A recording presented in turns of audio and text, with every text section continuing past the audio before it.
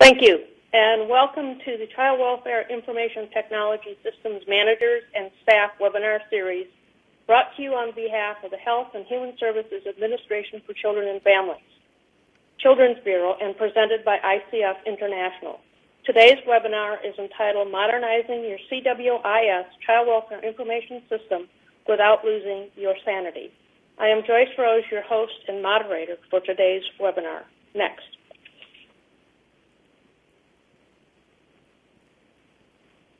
For new attendees and for those who may have missed previous webinars, here is the list of the previously recorded webinars, which are posted to the link identified on the slide. The titles for the previous webinars listed are as follows. December, From Waterfall to Agile, Understanding the Differences and Managing Cultural Impacts. January, The SACWIS Experience, From Waterfall to Agile Development and the Promotion of a Healthy SACWIS. February, The Ups and Downs of Education Data Sharing to Benefit Children in Foster Care. March, Bridging the Partner Gap, Best Practices in Working with Courts. April, Improving Quality and Reducing Risk with IV&V and QA. May, Demystifying the Capability Maturity Model Integration, Improving Organizational Performance and Quality. June, Facts Rails, Creating Business Intelligence for West Virginia's Bureau for Children and Families. July, New Jersey's Managed by Data Program. August, Estimation for Social Services Information Systems, Lessons from the Trenches. You can find these webinars and more by visiting https://www.acf.hhs.gov/cb/research-data-hyphen-technology/state-hyphen-tribal-hyphen-info-hyphen-systems/training. And we are currently working on developing future webinar topics. Next. Attendees are encouraged to participate in our webinar with questions and comments. All of the participant lines are muted now, but we will open them for the Q&A session at the end of the presentation. However, please be aware that you can submit questions at any time using the GoToWebinar chat feature, and those will be addressed during the Q&A session. Should we run out of time, we will respond to your questions via email, and/or should you have additional questions, you may submit those to me at the email address listed on the slide. Also, if you have any topics that you would like to recommend as potential webinars, please do not hesitate to contact me at the email listed above, joyce@kassets.com. Next. The Division of State Systems within the Children's Bureau continues to provide a series of monthly webinars supporting information sharing and discussion. Certainly, understanding who is attending the webinars helps to identify content that is applicable for everyone participating in an agency's CWIS efforts. Please self-select one of the 5 categories listed. And now my colleague, Christy, will conduct the poll. Christy, how are we doing? We're about 85%. We'll give one more second. Perfect. A poll appears on screen to assess the backgrounds of those attending the webinar. 31% are State Child Welfare Infosystem Project Managers. 48% are State Child Welfare Infosystem Program, Policy, or Technical Staff. 0% are Tribal Child Welfare Infosystem Project Managers. 3% are Tribal Child Welfare Infosystem Program, Policy, or Technical Staff. And 17% are ACF/Children's Bureau personnel or ACF contractor staff. Okay, we have an excellent split of attendees between our project managers and our policy and technical staff, and of course we have our ACF personnel or contractor staff, and I'm very pleased to see that we also have some of our tribal CWS program policy or technical staff attending. So thank you so very much, and let's move on, and let's start with the introduction of our participants.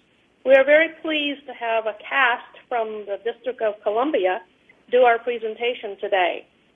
Brady Birdsong is the Chief Information Officer for the District of Columbia's Child and Family Services Agency, and his passion is to deliver the highest quality child welfare technology solutions that will improve outcomes for children and families. Lori Peterson oversees the production of data that measure the agency's performance in relation to internal as well as various federal reporting requirements and plans. She most recently led the successful implementation of the cloud-based data dashboard solution, which allows program staff to visualize and then manipulate data to meet their needs.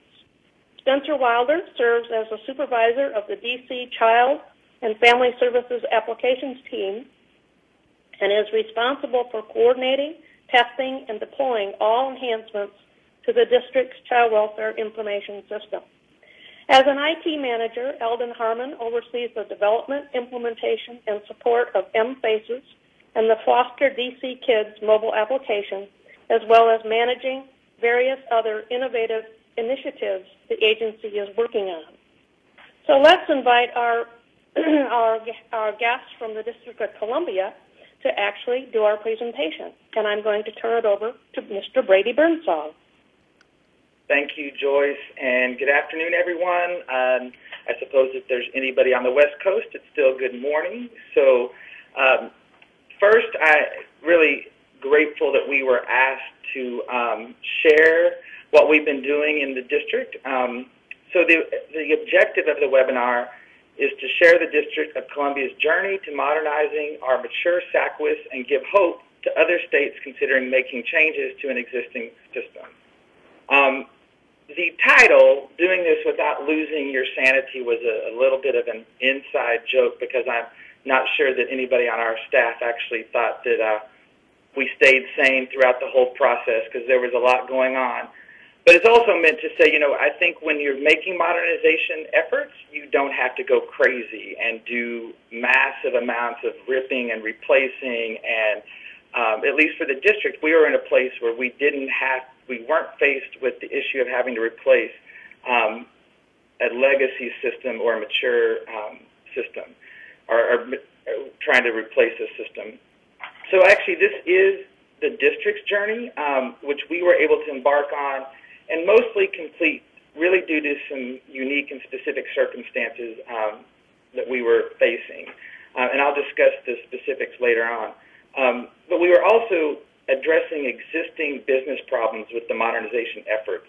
So the obstacles, again, that we were faced with was not that we needed to replace an aging system.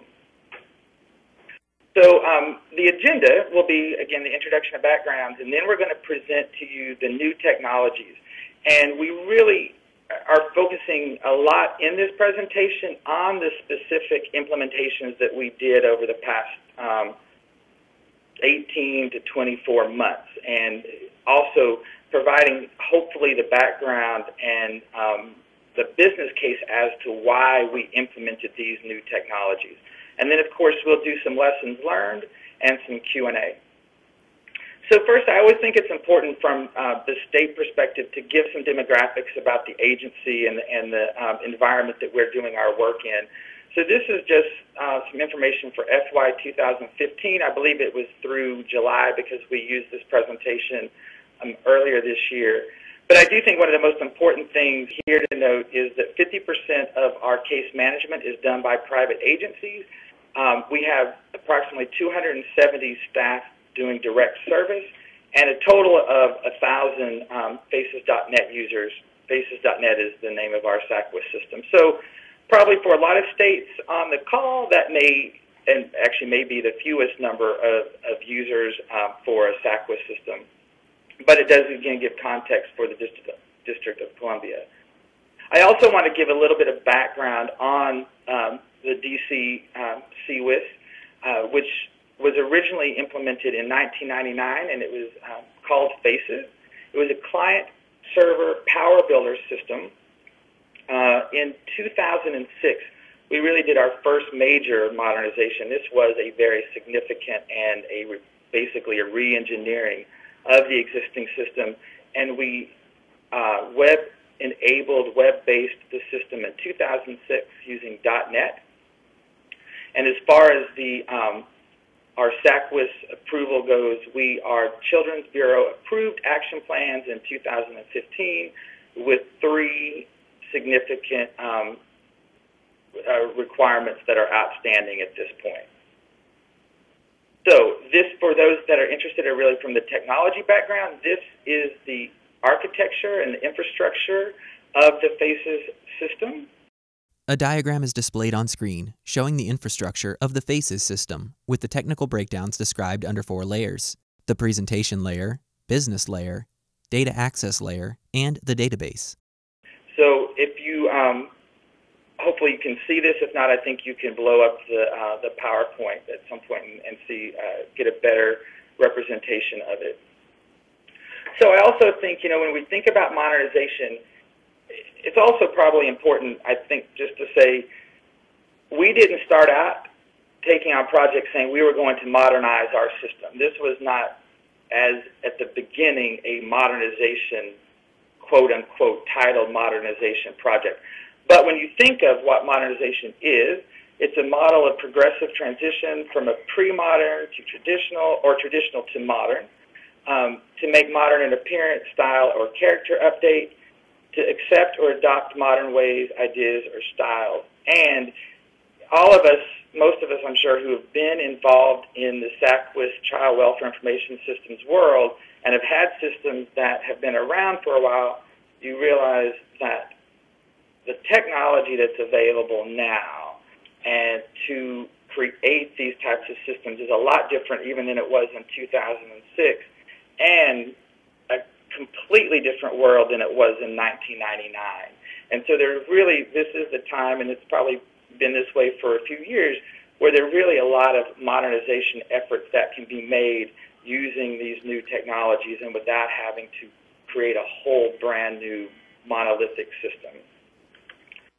So in our experience, the drivers that we had here in the District of Columbia was, this really started in 2013, is basically 2 years ago, almost to the dot today. And we had a visionary leader, Brenda Donald, who is now the Deputy Mayor in the District for Health and Human Services. But she was really changing the way our agency was operating and had a big vision for how we did our practice, but also the support around the practice. And that was not just technology supports, but a lot of it, she wanted to have new technologies that would support the work. But it was a complete encompassing idea of how we really improve our system. We've also been under a federal lawsuit since 1989, and this is really, the lawsuit has really created a climate of compliance, and folks are really driven on meeting these measures. And so we've looked at data a lot. We've been looking at data for years, and a lot of that is really around the lawsuit. We also, our director, created a strategic framework, which was to refocus and reframe the way that we were talking about our practice away from the federal lawsuit, but into these more really strategic thinking and having some clear goals and objectives that we were aiming for. And just to go over them real quickly, they're called the 4 pillars, and the first pillar was to narrow the front door, meaning we were going to remove children only when absolutely necessary. The next was that foster care would be a temporary safe haven. So we didn't want children to linger in foster care, but we wanted to, if we need to remove them for their safety, our main goal was to get them back home or into a safe place as quickly as possible. Also focusing on the well-being, and not just the safety of the child, but their ongoing well-being as far as education and mental health and other things go, that we would focus on that.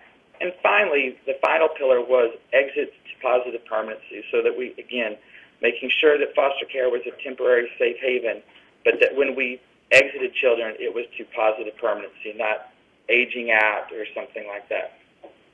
At the same time, we were doing some significant practice shifts, which really changed the way that we did our work as an agency. And the first was we were awarded a trauma grant, and the grant was to implement a trauma-informed practice across the entire agency, and so that when we are dealing with children and families, we're really addressing the trauma that they have experienced prior to coming into care.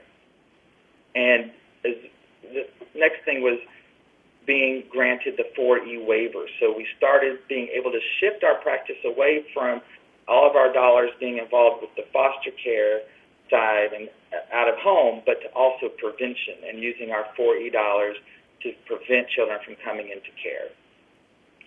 And that led to actually the bigger and bolder challenge. And this was in 2014, our budget for fiscal year 2014 had a surplus in it for a number of reasons. One, we were successful in narrowing the front door, so we had fewer children in foster care, but had budgeted for a larger number of kids in foster care, and those dollars were freed up. Under the 4E waiver, we were able to negotiate a new reimbursement rate with the ACF that was actually it was retroactive for 2 years, so we were able to claim backwards for 2 years, and we ended up in this situation, which very rarely we're faced with as state agencies, but we actually had surplus funds that needed to be spent in fiscal year 2014. So the challenge was, how are we going to spend those dollars to really further the work that the district is doing? And finally, the driver was, we did have a mature CWIS. Our FACES.net had been around and been in use for several years. There was strong confidence in the functionality of the system as well as the data that came out of the system. It was web-enabled, so people could access it anywhere they had an internet connection. And in fact, we were so much that folks were saying more things need to go in FACES, more things need to go in there, instead of like, we need to get rid of that system and do something else. So the challenge was, Brady, how are you and your team going to spend this money? What's your plan? So we sat down in a room. We spent several hours looking over what we knew to be existing business problems and how we wanted to build on what we had. And the strategic plan we came up with was, one, well, let's maximize our existing IT investment. We've spent money on FACES. It works. We're getting a lot of the data that we want out of it. So let's just leave that and build on what we already have. But with all these new practice changes, there also were coming a number of requests to, we need this assessment in the system. We're trying to assess for trauma, and then we want to be able to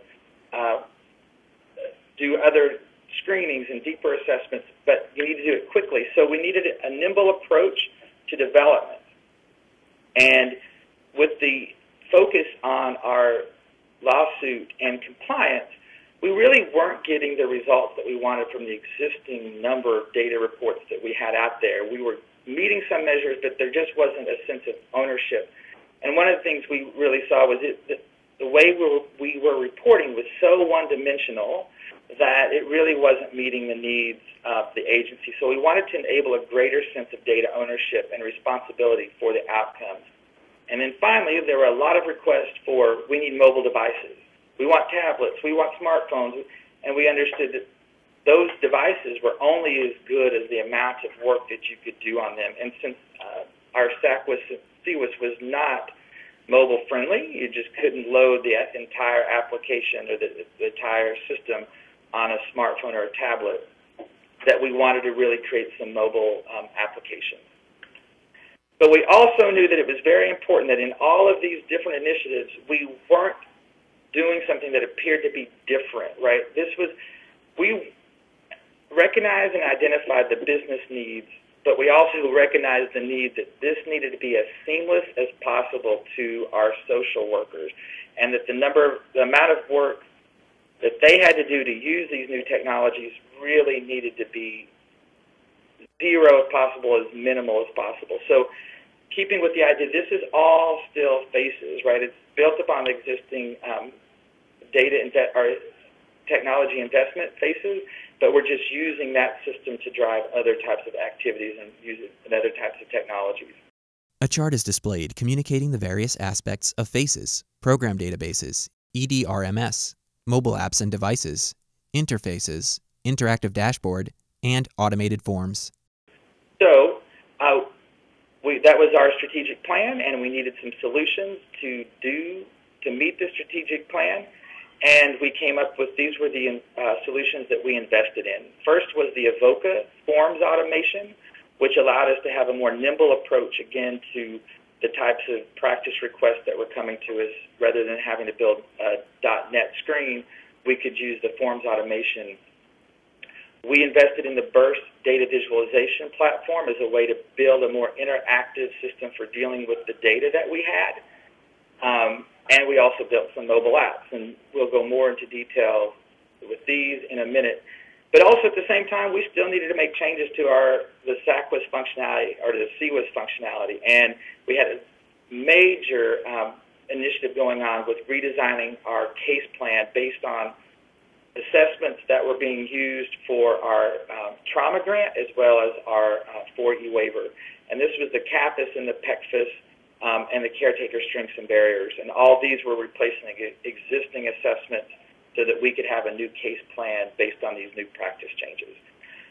So there was a lot going on at one time, which actually it probably was a little insane to do all these things at one time and in a span of 18 to 24 months. But I guess what I was saying that without losing your sanity is because everybody seems pretty sane still.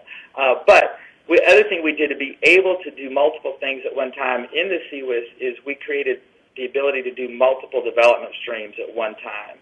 And then finally, sort of, to me, it's like the least sexy activity that we did, but was probably the one that was the most important to really get the buy-in and to be able to integrate these programs together, was the secure authentication and the single sign-on, so that workers would not have to remember multiple usernames and multiple passwords, which is one of the most frustrating things that we all experience, right? So let's at least eliminate that as a problem when we're introducing these new technologies.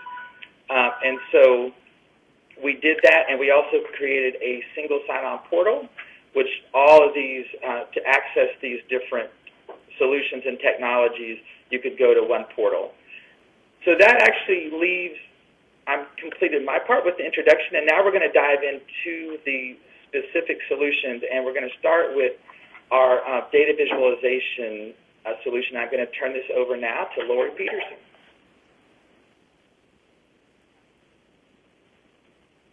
Thank you, Brady. Good afternoon. I'm Lori Peterson, and I manage the day-to-day activities of our information management team. And just to give you a background on what we do, currently we've designed and developed and maintain over 300 crystal reports in our system. The data reports on key performance indicators for our consent order, our federal reporting, whether it's NCANS, AFCARS, or NIDED, and any ad hoc reporting we have. When we embarked upon this initiative to come up with a data visualization, we said, what are we resolving here? What is the end goal for this? How can we advance our staff's ability to educate and the data-driven decisions that they need to make on a day-to-day basis and look at that data in a meaningful way? We also wanted to reduce the burden on our staff to create additional ad hoc reports, because we receive a numerous amount of report requests from all over asking us for data. So our current system is our crystal report system. Right now, we have a lot of reports, as I mentioned. We have over 300 reports in our system. Those reports are accurate. They present the data in a summary format. They describe a particular activity that we do in our system or a particular process that we do in our agency for our business practice. But there are some limitations to those crystal reports. There is limited data visualization capabilities. It requires end users to go in and access multiple reports to gain the information that they're looking for. There was no ability to view trends across a period of time, and there was limited flexibility to filter or break down the data as desired by the end user. This slide here is a representation of 6 different management reports, crystal reports that we use for our visitation metrics. You actually would have to pull 6 different reports, multiple pages, and to drill down all the way to the details of these reports. Imagine all 6 of these reports sprawled across your desk, pages and pages of summaries and details. This can be a daunting task at times. It's time-consuming. You have to pull and print out multiple pages of reports, and you can't see the information all at once. The Birst reporting system, which is our visualization and our dashboard platform that we created, it allows those users to take those 6 reports and be able to see all of this in one single view. At a click of a button, you can determine how am I performing on my visitation. I can see all of the information, see my landscape drilled down to the user. It improves the efficiency for gathering, analyzing, and sharing information. It's more real time. It gets updated every day. It reduces the amount of resource hours used to fulfill any of the ad hoc report requests that I've mentioned before. The above goals enable us to have the right information at our fingertips, and the end users can become self-sufficient and own their own data. So we took all 6 of those reports and we put them in what we call a dashboard. Those 6 reports with multiple pages, many, many pages, can be visualized with all of these nice colors and one screen. So now I can see the performance metrics of all 6 visitation metrics that we have at a glance, as well as being able to drill down. As you can see at the top of the screen, there's a select feature that allows me to drill down to a specific worker, and so I can take it and look at a unit level, an administrative level, all the way down to an individual worker. The dashboards are interactive. If I select the name, they will. The dashboards below will respond accordingly. This is our Birst BI, Business Intelligence Architecture. This is how we got to where we are. A flowchart is displayed with 4 layers moving from bottom to top. Data source layer, extraction, transformation, and loading layer, also known as ETL, data warehouse layer, and end user layer. So this first layer is our data source. Knowing where your data is coming from is useful when you're addressing the business questions and requirements. Currently, our single data source is FACES, our CWIS. However, there is an ability to expand to have multiple data sources. Layer 2 in this picture, it focuses on 3 main processes: the extraction, transformation, and loading. From the data source, the layer below, that data is extracted, cleansed, and transformed, after which it's loaded in a targeted repository, which is our data warehouse. That's the layer 3. Our data warehouse is the Birst cloud. Each night, our data is extracted and uploaded to the Birst cloud, where it is further processed in the data warehouse. So we had to take all of our data, our existing tables within the FACES database, the CWIS database, and we had to cleanse them and cleanse the data and format it so that we can have our data marks to have our attributes around a single process. And you'll see that in the next slide how it ended up. Excuse me. So our data warehouse then, after it transforms and uploads that data, the data warehouse goes to the end user layer, which is how they see the actual dashboard.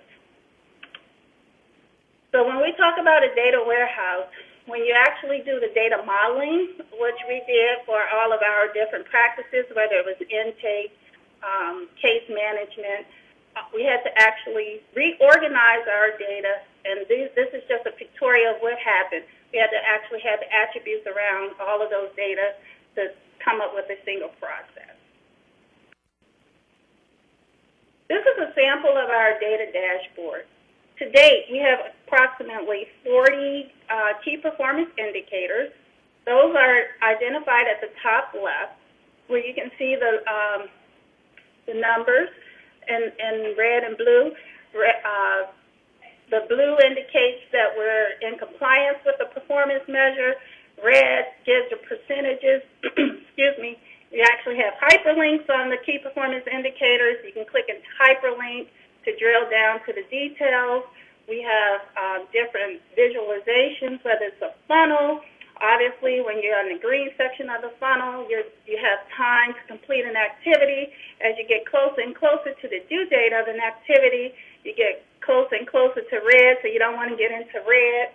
And then you have all of the information on the right-hand side of the dashboard where you can actually click and see specific information related to a particular worker. Other great features about this data visualization tool is we're able to export reports in different formats. So any of those visualizations that we've developed or any of those dashboards that are available, they can be exported into any of these softwares, whether it's a PDF, PowerPoint, Excel, or Word. And so that's pretty useful when you're preparing for a presentation or doing your supervision with your staff. You can actually export those charts and those visualizations and have a discussion. You don't have to recreate the wheel. Additionally, you can schedule reports. The report scheduling is pretty important and has been a great feature that staff are excited about. So each morning, they don't have to go into the visualization system, pull the same data. Once they schedule that report, they can send it as often as they want, and it's sent via email. So during our Birst implementation, as I mentioned, we have over 40 key performance indicators. Unfortunately, I don't have the number of dashboards that's the equivalent to, but we took our practice from the front door all the way up to our population served. Those indicators we're still adding to them, but some of the lessons learned as we were developing our Birst system, we needed to have earlier involvement by our program staff. So we wanted to do this quickly. We got it done in about 16 months to date, but we needed a starting place. So because we were familiar, we developed over 300 CRISA reports. We knew the activities of the agency and the reporting requirements. We started with our compliance reporting that we needed for our court monitor as a guide or as a way to start developing the dashboards. But as we moved away from a compliance-driven agency and more about serving our families and children, we probably should have discussions with our staff, our program staff, on some of their needs and not necessarily be so compliance-driven. So we would want to have them involved earlier. Also, develop a communication strategy. This tool is so awesome. It's so interactive. All of the colors and the data that's at your fingertips. People get so excited and are awed by the information. But we should have communicated it a lot better and just advertised it a lot more to get people on board in the beginning. Also, the technical staff training, it would be ideal if that technical expertise was developed in-house prior to rolling it out, or actually even put in your plan account for that learning curve, because these technical skills that are required for building this, we learned this while doing it and in-house, but that wasn't factored into the time frame for releasing this system. The next steps for our Birst system is to continue to adopt user adoption strategies. Like, how do we plan to work with the program staff for all of this great data at your fingertips? How do we plan to strategize on how you should use the system? So we're going to continue to work with staff on that. We're also going to expand our dashboards to incorporate practice changes. We're currently changing our safety and danger assessment, in which we'll then create a dashboard to reflect that. We're going to have ongoing assessment and opportunities for future dashboard development. And so we're excited about continuing to work with that. And with that said, that's the end of my presentation with regard to our data visualization. And I'll now turn it over to Eldon Harmon, who will talk about our mobile strategy.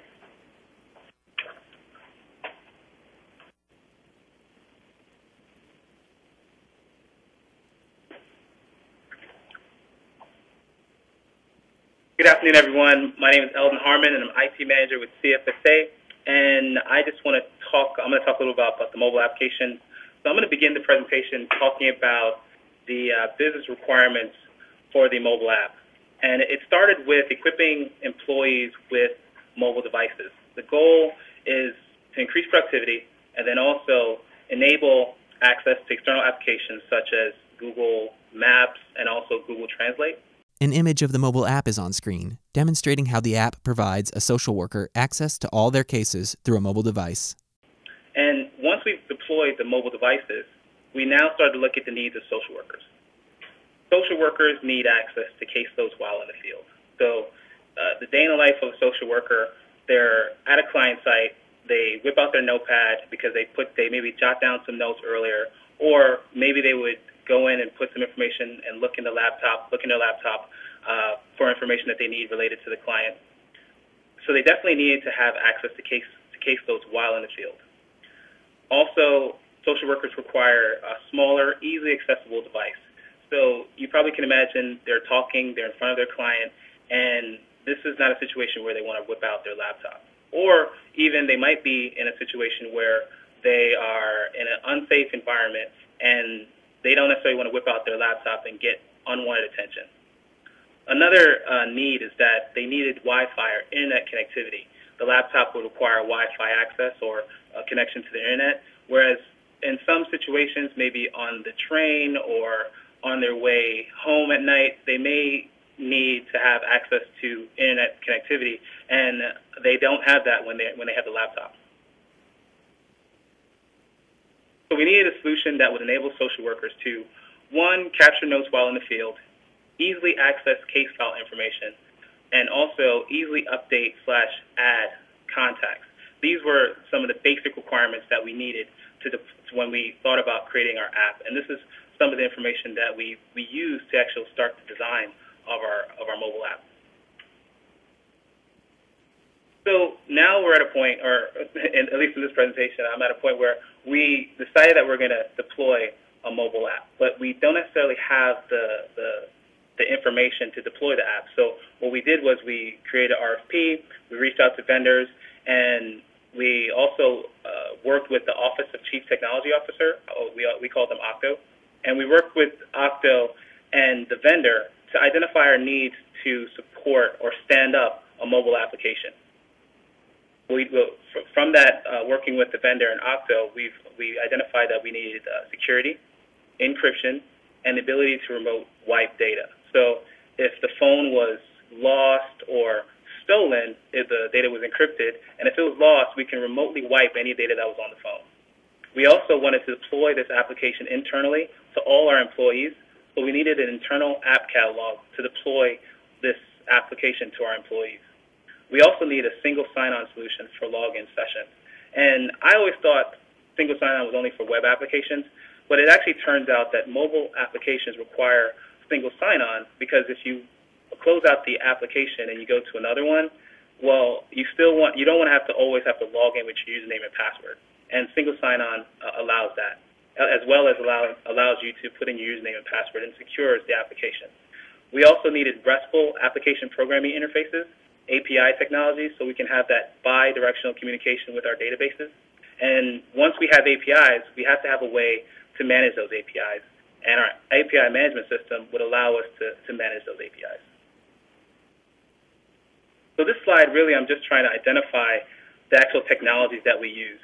We used AirWatch, MDM, our mobile device management, to secure and manage devices, to do that remote wipe that I had mentioned earlier, to provide security, and also to push out the application to all our users. We use Secure Auth to enable secure access to the application. This is where, what I was talking about before about the single sign-on, we use Secure Auth for single sign-on. This will allow the users to put in their username and password, and also that multiple session access that I talked about with mobile applications. We also use it for other apps within our ecosystem. We use single sign-on, Secure Auth. And for our application, we call it mFACES. It's powered by 10 APIs that's compatible with iOS and Android platforms. These 10 APIs, again, allow us that bi-directional communication with our database. And then we also have, to manage those APIs, CA Layer 7 API Gateway. And this really allows us to protect or to secure the APIs so that not everyone can access the APIs. We actually will provide them a key to access those APIs through our CA Layer 11 Layer 7 API gateway. And one other thing that we do with the gateway is that we can have those APIs directed to different environments. So recently we had a situation where we needed to have a user look not at our production environment, or a test user, not to look at our production environment, but to look at our pre-production environment. And we use the Layer 7 API gateways to do that. And the image to the right is really just showing you the different technologies that we have. So now that we learned how to stand up a mobile app, we have the different technologies where we put up the secure auth, we put in AirWatch, but now we have all this infrastructure in place. We went ahead and started to build the app based off of the information from focus groups and from our users, and making sure that we take in the needs of our social workers, and we created this app. So now the mFACES app will allow social workers to review caseloads and assignments, record visits, map directions, receive alerts, take investigations, access critical phone numbers, and update context notes. We also, and this slide doesn't tell all the background information and the blood and sweat and tears that went into developing the app, but we have different environments that we use to test the app. We have our UT environment, which is our unit testing environment. We have our pre-production environment, and we also have our prod environment, which we do iterative development of the app so that we can ensure that the testing is done before they go into production.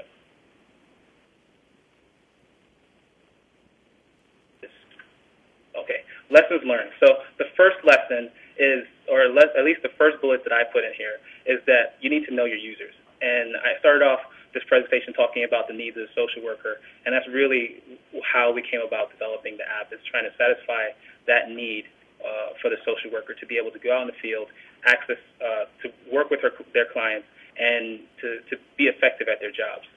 The development process is iterative.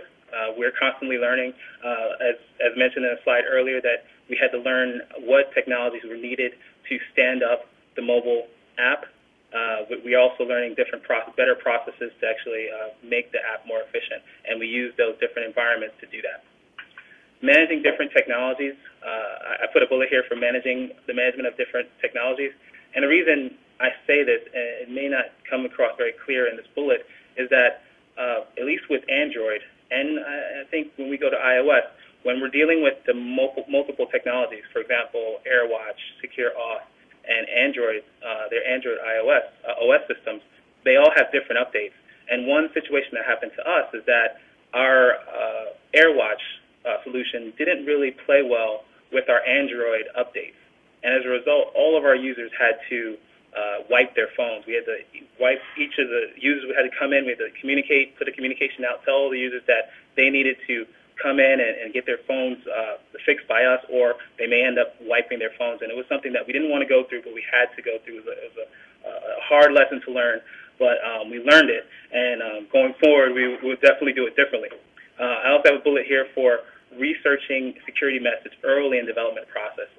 A lot of the technologies that I mentioned earlier is really around security, and it's really trying to, without putting those technologies up front in the beginning, it would have made it very hard to do it in the back end. So definitely research security methods early and in the development process.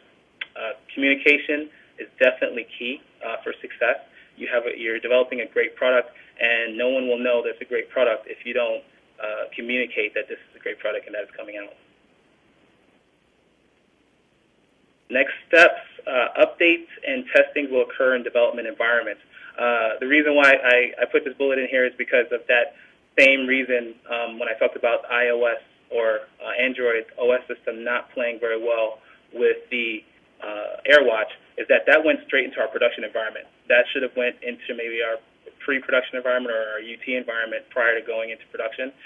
So going forward, next step is to ensure that all of those updates go into like a testing environment, and that we will use those environments prior to going into maybe our production. This is just a hard lesson that we learned early. Work with focus groups for future enhancements. So the goal here is that we ensure that the app is effectively used and it's effective for the users, so that we'll continually, get the information from the horse's mouth and find out what the needs are and what's necessary to make the app more effective for the users. develop a process for incorporating user feedback. So you would think that these two bullets are the same, but they're different because this bullet I'm talking about incorporating user feedback without even knowing that they're giving feedback. So we've recently started using Google Analytics to capture information like how many users are logging into certain pages, or how many users are actually using the app. So this is information that we're capturing that they don't even know that we're capturing, but this will help us be more effective. So for example, we notice that they're using a certain page very often. We can probably focus on making enhancements to that page, or if that page is no longer being used, maybe we no longer need to use that page. So we can make enhancements to the applications by using Google Analytics and getting that feedback about our users. Security is always increasing. It's always changing. So we definitely want to keep an eye out for any new security updates and any way that we can make the app more usable for the user. And last one I have here is advertise. I think it's very important that you advertise and let everyone know, set up those groups and talk to everyone and let them, like the different stakeholders, and let them know that this is something that's coming out, and have them also advertise your product, because if you have this great tool that can make people's lives easier, it's better if they have it in their hands. So that concludes my portion of the presentation. I will now hand it over to Spencer Wilder, who will talk about Avoca. Thank you. Good afternoon. Again, my name is Spencer Wilder. I'm the application supervisor here with the District of Columbia.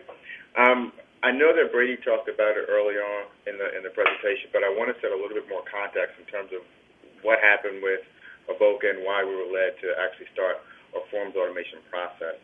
So with the shifting priorities, we've talked about the 4E waiver, we've talked about trauma, but at the end of the day, it really changes the lens through which we were viewing families and assessing families and ultimately linking them to service. So that inherently meant that just on volume alone, we needed to be able to speed things from conception to market.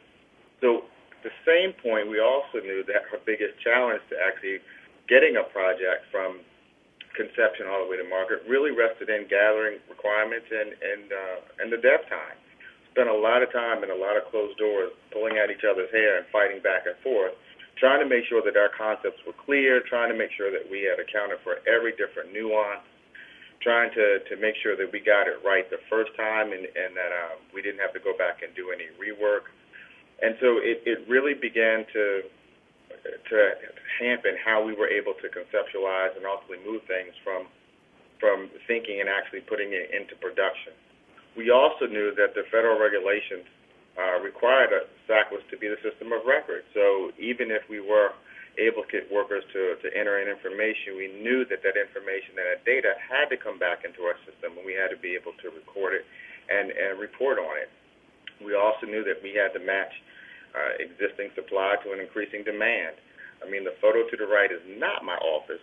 A photo of an office with Post-it notes covering the floor, walls, and furniture in the office. But my office almost did look like that at one point, because in a lot of ways you were getting information about requirements or enhancements or things that people wanted changed in our SACWIS system in hallways. You would get them in passing. And so there was an increasing demand to get a lot of this information in and figure out a way to draw a straight line between our practice and what our commitments were. What's not on the slide is that we also recognized that we had a changing workforce. We knew that folks were coming in the door now, and they were more computer and smartphone savvy. So they were part of the app generation. So they wanted things now to be able to access data and to make decisions on it. So all of this kind of set the scene for us thinking out of the box and really trying to determine the best way for us to meet that increasing demand. So we came up with forms automation. I know Mr. Birdsong at the end of the day would always say, you know, no matter what we're doing new, it really is just a form. And so a form, and we need to be able to standardize the way that we collect data, the way that we store it, and then the way that we report on it. So why not take a chance and figure out if we can't figure out some software or identify a software that could make that form an editable document where we can track things and really meet some of our needs. So not to regurgitate a lot of what has already been said, but really just to drive the point home that there are some common themes and there's some common components on the IT side that we leverage and we use in different ways to meet multiple needs. So we've already talked about single sign-on, which reduces the need for workers to re-enter usernames and passwords. We've talked about developing APIs and using those APIs to bring information from our database into what other technology we need to use it. We've talked about incorporating cloud-based technologies to store our data and to make sure that we can always extract it and bring it back into our database. But the big one for us in terms of the forms automation piece is really the idea of the rules engine. With SACWIS, with our FACES system being a mature system, a lot of the code that was used that governs the functionality is written onto the screen. So if you have a data element, the code of how the data element is supposed to function and whether or not it's supposed to relate to a different screen is written on the screen itself. But now with a rules engine, you can develop those screens independently of one another, and the code actually sits on top of those screens. The code governs how those screens operate and how those screens function. So we knew we wanted to take advantage of that. After landing on forms automation, and we used a software called Avoca, a couple of things. We knew we were able to complete customizable forms which operated just like FACES screens. There was no difference. We were able to easily integrate it with FACES.net. Here again, pulling the data that's entered in through a forms automation software and pulling that back into our database so that our reports don't skip a beat.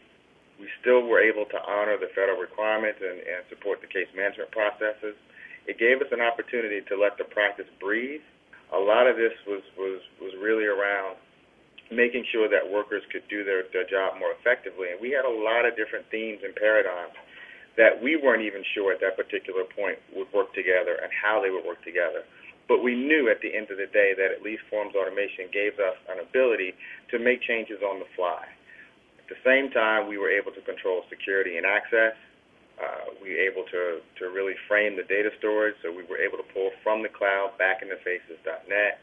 We could do approval processes, so then being able to have a worker complete a form and then send it to a supervisor for approval, automated workflows, so that is from A to Z, determining how that form is going to travel throughout your agency, developing an alert system for completing tasks.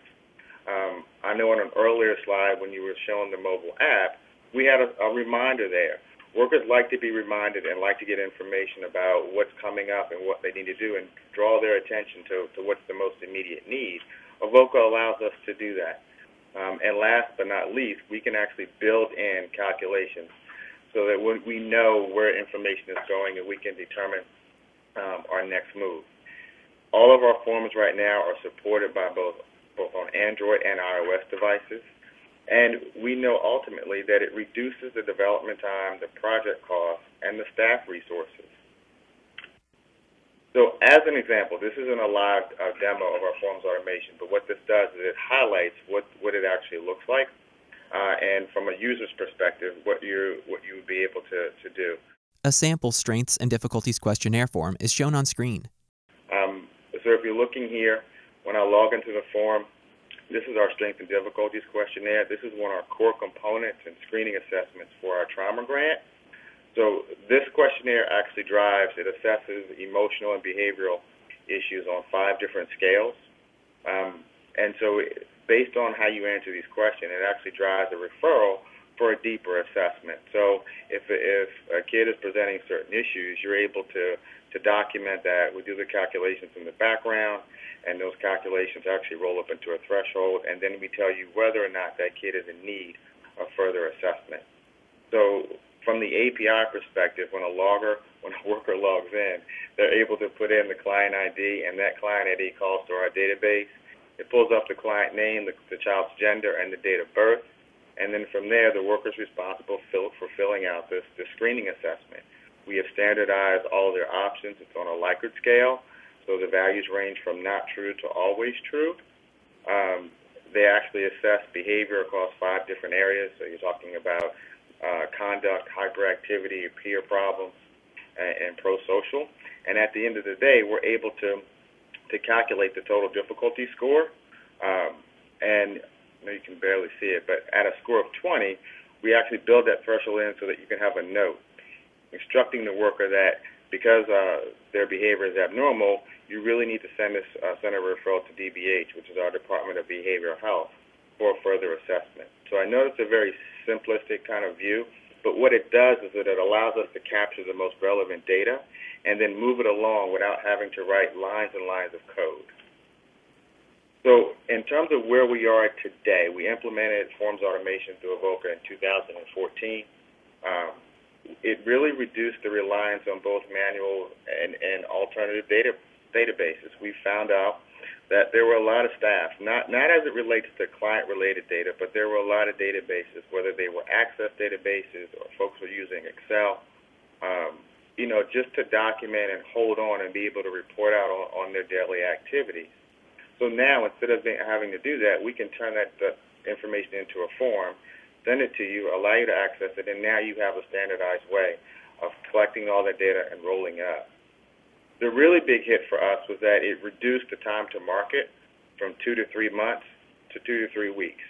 So, my coworkers will laugh, but I call myself Mr. SDLC because we had one way of actually doing our development. We did the development life cycle. And so with that, we're gathering requirements, we're getting levels of estimate, we're moving it to a developer, we have a whole series of testing environments that we're working through. And that process can be quite lengthy.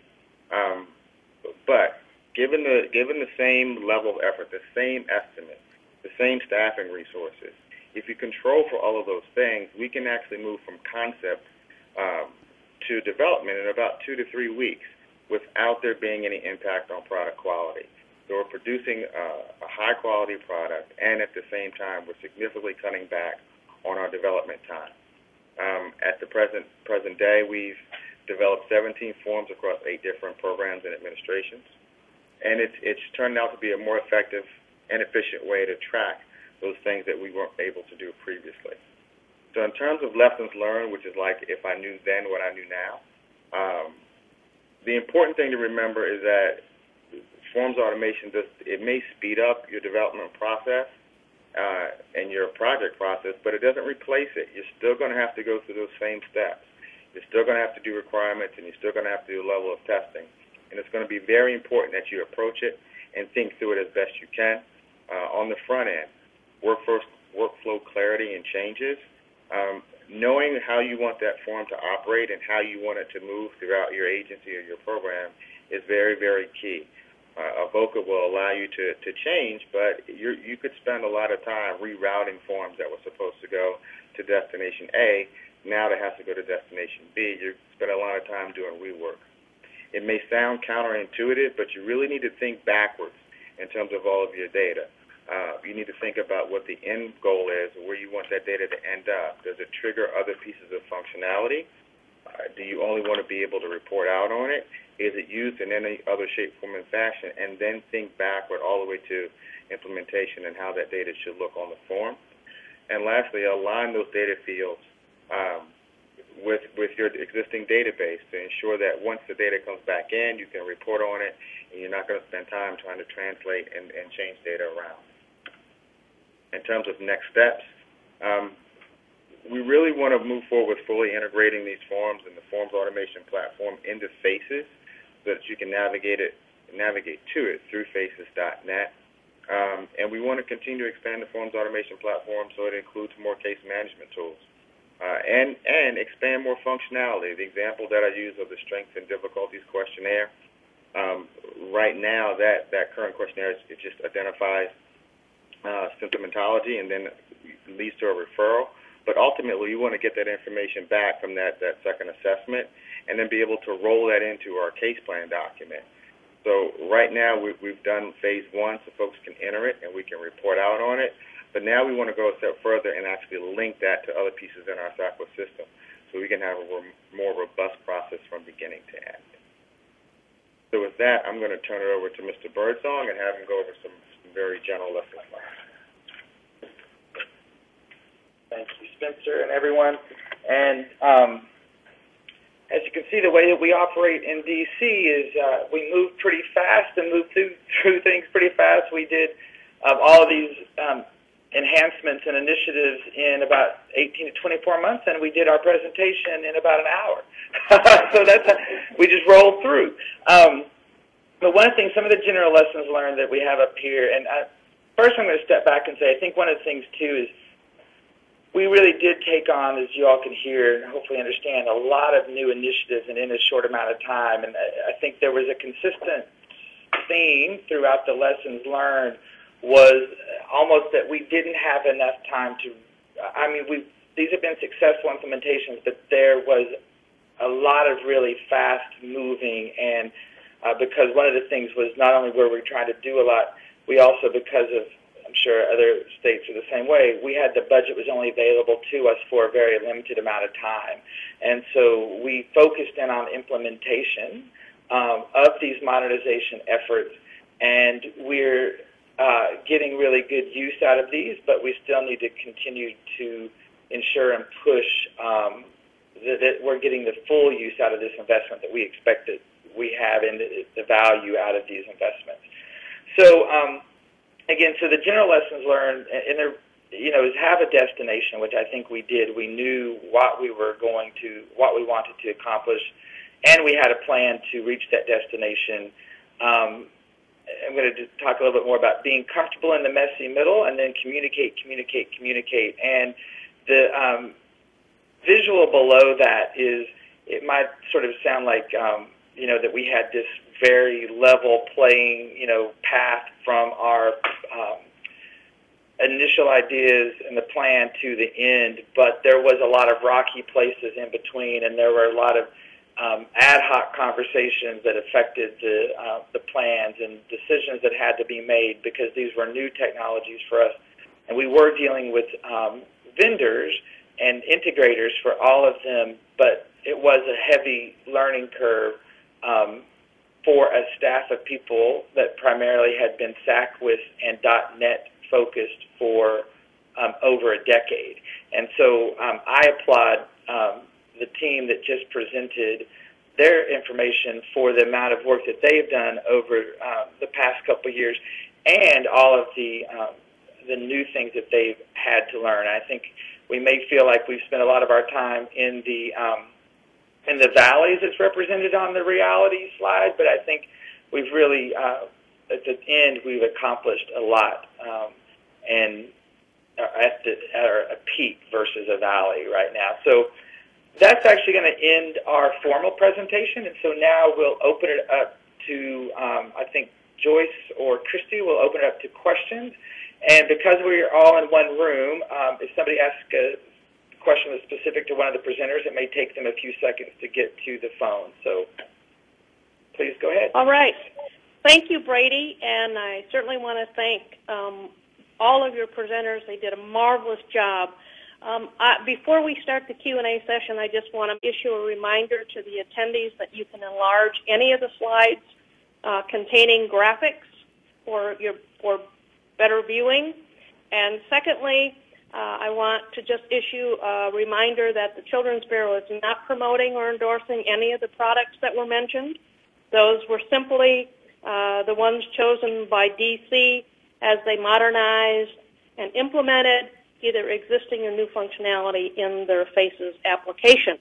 So with those disclaimers, let's turn it over to the discussion. And do we have any questions from our attendees? Christy? Hi, yes, we have our first one over the chat feature. How many developers, business process analyst staff, and testers do you have? Well, let me say one thing is, as district FTEs, we didn't increase our district state staff at all during this process. And so we actually have a staff FTEs of 27, but that's including the supervisory staff, administrative staff, trainers, and some help desk staff. So we actually don't have any.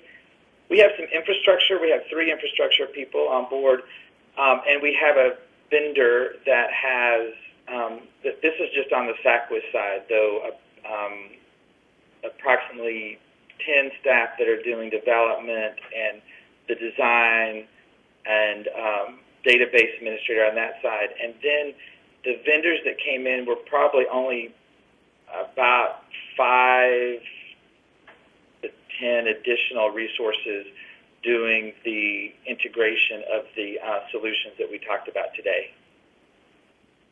Any more questions, Christy? Sure, I just got one in. I would love to learn more information about functions about the mobile app that allows currently, as well as how well those functions are used by social workers in the field, and what functions DC would allow in the mobile app. So there's a 3-part question, and I can repeat that if you'd like. Okay. We may take them one at a time. So I think the first question, though, was what was the functions that were currently allowed in the foster parent app.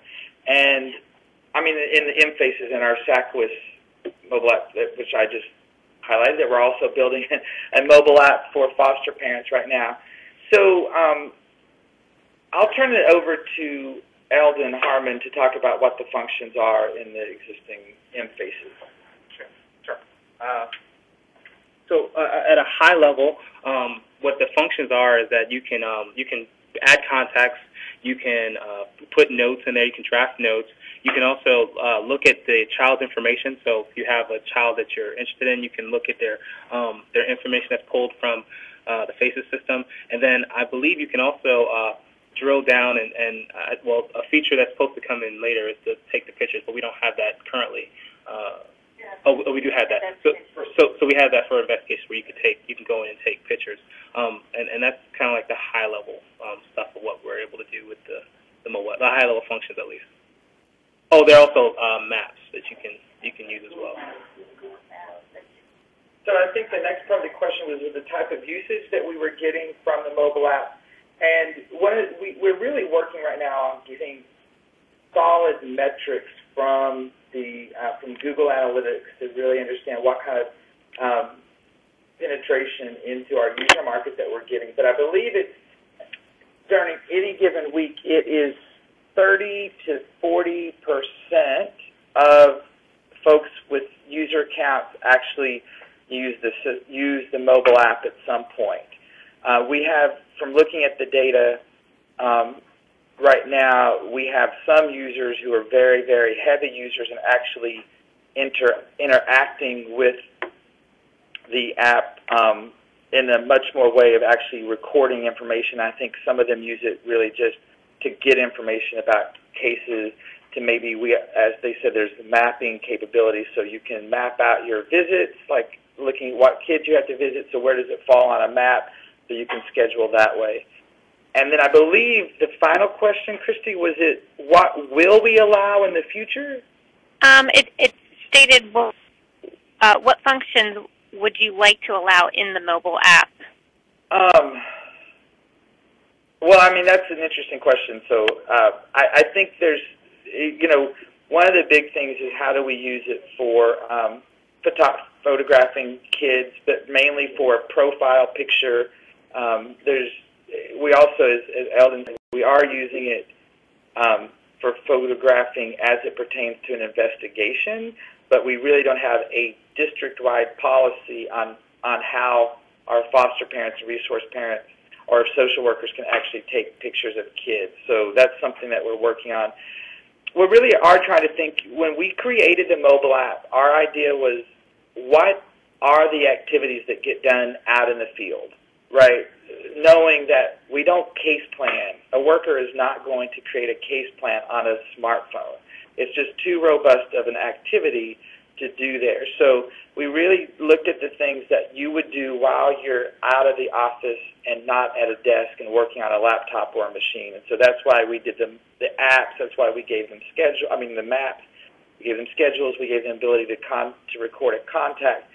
So we're still also working with our staff to say, where should we take this right next? But I think a logical activity would be, how do you do a safety assessment in the field? Because those are things you're doing face-to-face, on-site, in a real-time moment, and they want access, or I think there will be a desire in the future to have access to our safety assessment and safety screening, as well as perhaps getting the ability to have clients sign off on a document or an activity that's in the that the worker is completing.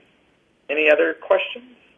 While waiting for someone else to submit a question through the chat feature, I have something to ask you, and that is, you certainly implemented a lot of new or changed technology from business intelligence, data visualization dashboards, to forms automation, to a mobile application.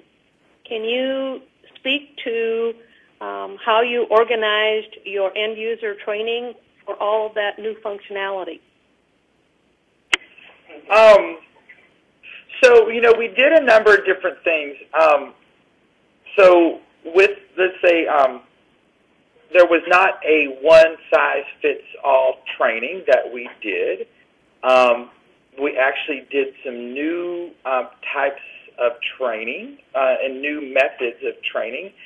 But I'm going to talk about Birst first. And one of the things that we did with our data visualization data dashboards was we didn't want to train this from a technical perspective, because very little about this is technical, right? It's taking the data that was already there and presenting it in a different way and adding some more functionality about how you drill down.